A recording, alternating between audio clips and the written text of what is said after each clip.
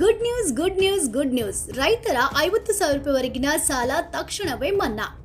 ಇದಂತೂ ಗುಡ್ ನ್ಯೂಸೇ ಹೌದು. ಬಟ್ ಎಲ್ಲಾ ರೈತರ ಸಾಲ ಮನ್ನಾ ಮಾಡ್ತಾರಾ? ಯಾವ ಬ್ಯಾಂಕಲ್ಲಿ ಸಾಲ ಇದ್ರೆ ಮನ್ನಾ ಆಗುತ್ತೆ? ಯಾರು ಈ ಹೇಳಿಕೆಯನ್ನ ನೀಡಿದ್ದು? ಎಲ್ಲ ಸಂಪೂರ್ಣ ಮಾಹಿತಿಯನ್ನ ಈ ವಿಡಿಯೋದಲ್ಲಿ ನಿಮಗೆ ತಿಳಿಸ್ಕೊಡ್ತೀವಿ.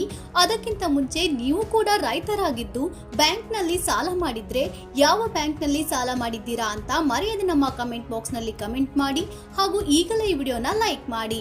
ನೀವಿನ್ನು ನಮ್ಮ ಚಾನೆಲ್ ಸಬ್ಸ್ಕ್ರೈಬ್ ಮಾಡ್ಕೊಂಡಿಲ್ಲ ಅಂದ್ರೆ ಈಗಲೇ ಸಬ್ಸ್ಕ್ರೈಬ್ ಮಾಡಿ, ಪಕ್ಕದಲ್ಲೇ ಬರುವ ಬೆಲ್ ಐಕನ್ ಕೂಡ ಕ್ಲಿಕ್ ಮಾಡಿ.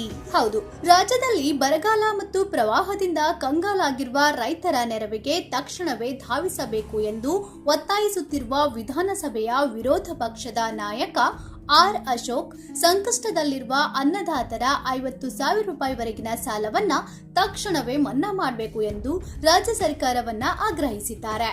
ಈ ಸಂಬಂಧ ಮುಖ್ಯಮಂತ್ರಿ ಡಿಕೆ ಶಿವಕುಮಾರ್ ಅವರಿಗೆ ಪತ್ರ ಬರೆದಿರುವ ಆರ್ ಅಶೋಕ್ ಅವರು ಇತ್ತೀಚೆಗೆ ನೀವು ಬರಪೀಡಿತರ ಸಾಲ ಮನ್ನಾ ಕುರಿತು ಪರಿಶೀಲನೆ ನಡೆಸುವುದಾಗಿ ಹೇಳಿಕೆ ನೀಡಿದ್ದೀರಿ. ಆದರೆ ಪ್ರಸ್ತುತ ಪರಿಸ್ಥಿತಿಯಲ್ಲಿ ರೈತರಿಗೆ ಬೇಕಾಗಿರೋದು ಬರೀ ಭರವಸೆಯ ಪರಿಶೀಲನೆ ಅಲ್ಲ, ಬದಲಿಗೆ ತಕ್ಷಣದ ದೃಢ ನಿರ್ಧಾರ. ಆದ್ದರಿಂದ ಯಾವುದೇ ವಿಳಂಬ ಮಾಡದೆ ಬರ ಮತ್ತು ಪ್ರವಾಹದಿಂದ ತತ್ತರಿಸಿರುವ ರಾಜ್ಯದ ಎಲ್ಲಾ ರೈತರ 50,000 ರೂಪಾಯಿವರೆಗಿನ ಸಾಲವನ್ನ ತಕ್ಷಣವೇ ಮನ್ನಾ ಮಾಡುವ ಘೋಷಣೆ ಹೊರಡಿಸಿ ರೈತರ ಸಂಕಷ್ಟಕ್ಕೆ ಸ್ಪಂದಿಸಬೇಕು ಎಂದು ಒತ್ತಾಯಿಸಿದ್ದಾರೆ.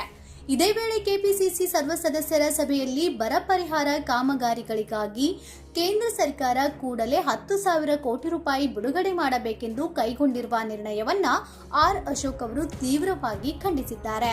ಕಾಂಗ್ರೆಸ್ ಸರ್ಕಾರದ ಈ ನಿರ್ಣಯ ಅತ್ಯಂತ ಬೇಜವಾಬ್ದಾರಿಯುತ ಮತ್ತು ದುರದೃಷ್ಟಕರ ಎಂದು ಅವರು ಬಣ್ಣಿಸಿದ್ದಾರೆ. ರಾಜ್ಯ ಸರ್ಕಾರವು ತನ್ನ ಆಡಳಿತಾತ್ಮಕ ವೈಫಲ್ಯಗಳನ್ನು ಮುಚ್ಚಿಹಾಕಲು ಮತ್ತು ರೈತರ ಗಮನವನ್ನ ಬೇರೆಡೆಗೆ ಸೆಳೆಯಲು ಕೇಂದ್ರ ಸರ್ಕಾರದ ವಿರುದ್ಧ ಇಂತಹ ರಾಜಕೀಯ ಪ್ರೇರಿತ ನಿರ್ಣಯಗಳನ್ನು ಅಂಗೀಕರಿಸುತ್ತಿದೆ ಎಂದು ಅವರು ಕಿಡಿಕಾರಿದ್ದಾರೆ.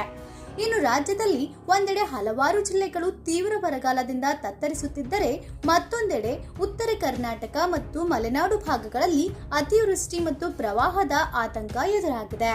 ಲಕ್ಷಾಂತರ ರೈತರು, ಕೃಷಿ ಕಾರ್ಮಿಕರು ಹಾಗೂ ಗ್ರಾಮೀಣ ಭಾಗದ ಕುಟುಂಬಗಳು ತೀವ್ರ ಆರ್ಥಿಕ ಸಂಕಷ್ಟ ಎದುರಿಸುತ್ತಿದ್ದು ಸರ್ಕಾರದ ತುರ್ತು ನೆರವಿಗಾಗಿ ಕಾದು ಕುಳಿತಿದ್ದಾರೆ. ಇಂತಹ ಗಂಭೀರ ಪರಿಸ್ಥಿತಿಯಲ್ಲಿ ಸರ್ಕಾರ ಕೇವಲ ಕಾಲಹರಣ ಮಾಡದೆ ಭರವಸೆ ನೀಡದೆ ತಕ್ಷಣವೇ ಕಾರ್ಯಪ್ರವೃತ್ತವಾಗಬೇಕೆಂದು ಆರ್ ಅಶೋಕ್ ಅವರು ಎಚ್ಚರಿಸಿದ್ದಾರೆ. ನೀವೇನಂತೀರಾ?